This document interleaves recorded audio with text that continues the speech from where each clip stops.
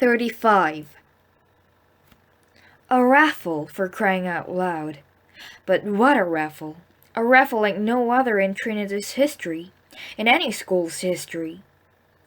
Archie, the architect of the event, watched the proceedings. The stadium filling up, the kids streaming in, the slips of paper being sold, passed back and forth, the lights dispelling some of the cool of the autumn evening. He stood near the improvised stage that Cotter and the Vigils had erected that afternoon under Archie's direction. An old boxing ring, resurrected from the bowels of the bleachers, and restored to its former use, except for the absence of ropes. The platform stood directly at the 50-yard line, close to the stands, so that each kid would see everything and wouldn't miss any of the action. That was Archie. Give them their money's worth. The athletic field was at least a quarter of a mile from the school and the residence where the brothers lived, but Archie had taken no chances. He had disguised the event as a football rally strictly for students, without the inhibition of the teachers being present. They had arranged for the sweet-faced kid, Caroni, to ask for permission. Caroni, who looked like a choir boy. What teacher could refuse him? And now the moment was at hand. The kids arriving, the air crisp and cool, excitement shivering through the crowd, and Renault and Janza there in the ring, glancing uneasily at each other. Archie always marveled at things like this, things he had arranged and manipulated. For instance, all these guys tonight would be doing something else except for Archie, who had been able to alter their actions. And all it took was a little bit of Archie's imagination and 2 phone calls.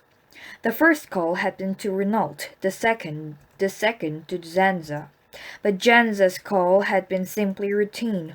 Archie knew he could shape Janza's action the way he could shape a piece of clay.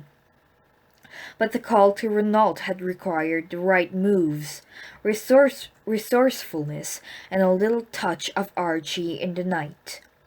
Shakespeare yet, Archie chuckled. The phone must have rung 50 times, and Archie hadn't blamed the kid for not rushing to lift the receiver.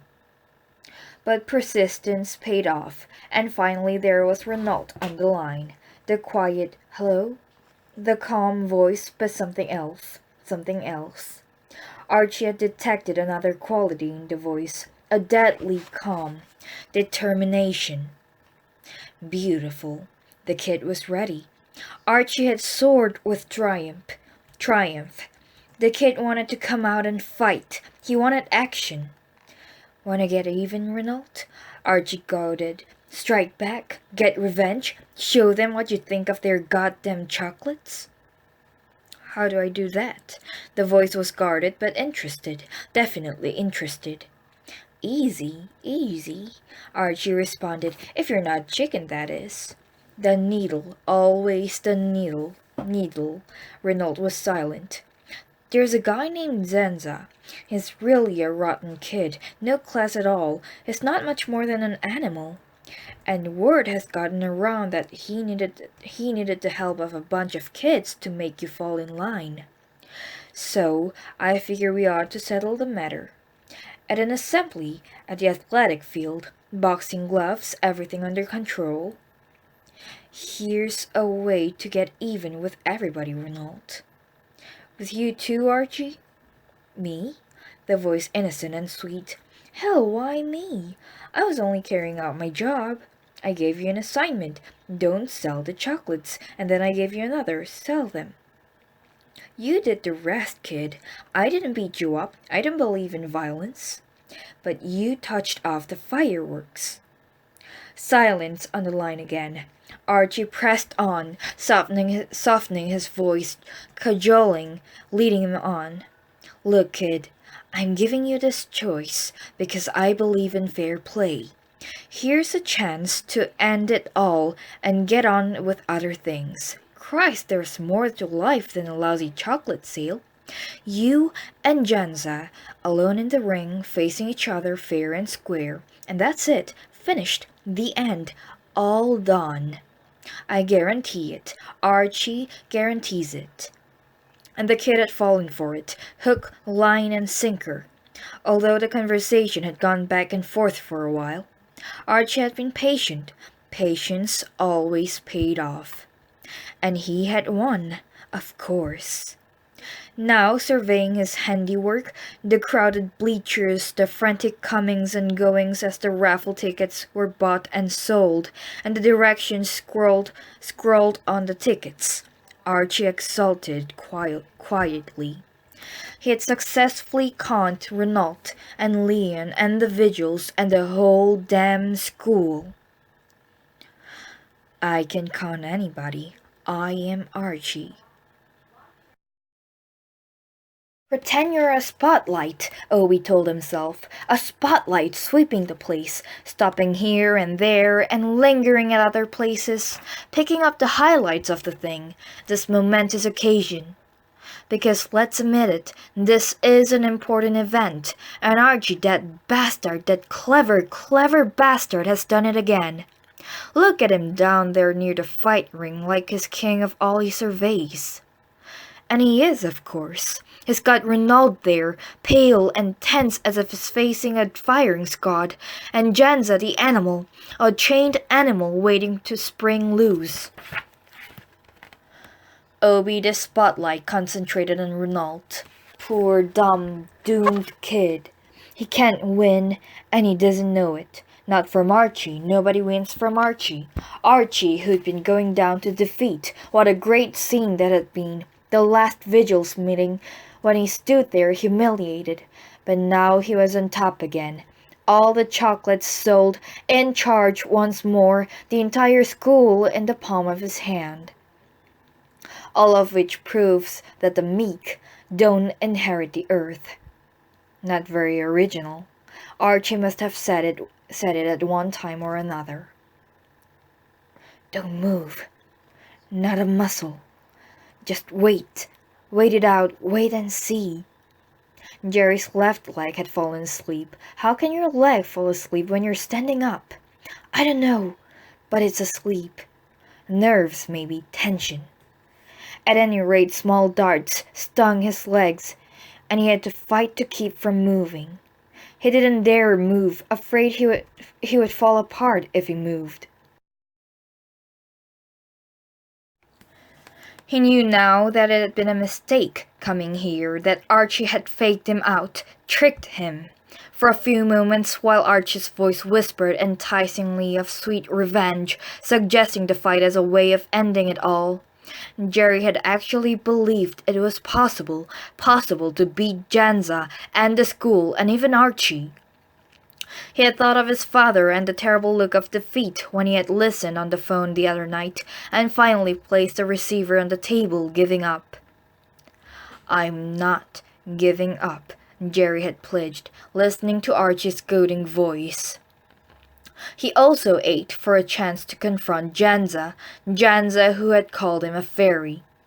So he had agreed to meet Janza in a fight, and already Archie had double-crossed him, had double-crossed Janza as well. He'd allowed them to be led onto the platform, stripped to the waist, shivering slightly in the evening air, given boxing gloves. And then Archie, his eyes sparkling with triumph and malice, had explained the rules. Those rules! Jerry had been about to protest when Janza opened his mouth.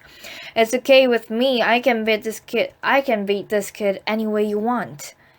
And Jerry saw to his dismay that Archie had countered on Janza's reaction, had countered on the guys filing into the stadium. He had known that Jerry couldn't back away now. He had come too far. Archie had bestowed one of his sickly sweet smiles on Jerry. What do you say, Renaud? Do you accept the rules? What could he say? After the phone calls and the beating, after the desecration of his locker, the silent treatment, pushed downstairs, What they did to Goobert, to Brother Eugene, what guys like Archie and Janza did to the school, what they would do to the world when they left Trinity. Jerry tightened his body in determination. At least this was his chance to strike back, to hit out, despite the odds Archie had set up with the raffle tickets. "Okay," Jerry had said. Now standing here, one leg half asleep, nausea threatening his stomach, the night chilling his flesh. Jerry wondered if he hadn't lost the moment he had said okay. The raffle tickets were selling like dirty pictures. Brian Cochran was amazed, but he shouldn't have been. He was getting used to be amazed where Archie Costello was concerned. First the chocolate sale, and now this wacky raffle. Never anything like it at Trinity, or anywhere. And he had to admit that he was kind of enjoying himself, even though he had protested when Archie approached him this afternoon asking him to take charge of the raffle. "You did great with the chocolates," Archie said. The compliment melted Brian's opposition. Besides, he was scared stiff of Archie and the vigils. Personal survival, that's what Brian believed in. He had been seized by doubt again when Archie explained how the fight and the raffle would work. How are you going to get Renault and Janza to do it? That's what Brian wanted to know. Easy, Archie assured him. Renault's looking for revenge, and Janza's a beast, and they can't back down with the whole school looking on. Then Archie's voice had gone cold again, and Brian had shriveled inside. "You just do your job, Cochran. Sell the tickets, and leave the details to me." So Brian had lined up a bunch of kids to do the selling. And Archie had been right, of course, because there they were, Renault and Janza up there on the platform, and the tickets were selling like there was no tomorrow. Emil Janza was tired of being treated like one of the bad guys. That's the way Archie had made him feel. "Hey, animal," Archie would say. Emil wasn't an animal. He had feelings like everybody else. Like the guy in the Shakespeare thing in English 1, "Cut me, do I not bleed?" Alright, so he liked to screw around a little, get under people's skin. That was human nature, wasn't it? A guy had to protect himself at all times. Get them before they get you. Keep people guessing and afraid. Like Archie with his rotten picture that didn't even exist. Archie had convinced him that there was no picture after all. How could there be a picture, Emil? Archie reasoned. Remember how dim it was in the John that day? And I didn't have a flash, and there wasn't any film in the camera. And if there had been, I didn't have time to focus. The truth had both relieved Emil and made him mad as hell. But Archie had pointed out that Emil should be mad at people like Renault. Hell, Emil, guys like Renault are your enemy, not guys like me. They're the squares, Emil. They're the ones who screw it up for us, who blew the whistle, who make the rules. Then Archie had provided the climax, the door slammer. Besides, the guys are starting to talk about how Renault was beaten up, how you needed the help of others and couldn't do it yourself. Emil looked across the stage at Renault. He longed for combat, to prove himself in front of the whole school. The hell with that psychology crap Archie had made him use, telling Renault he was a fairy. He should have used fists, not his mouth. He was impatient to get started, to wreck Renault in front of everybody, no matter what was written down on the raffle tickets. And in a corner of his mind, there still lurked the doubt. Did Archie have that picture of him in the John after all?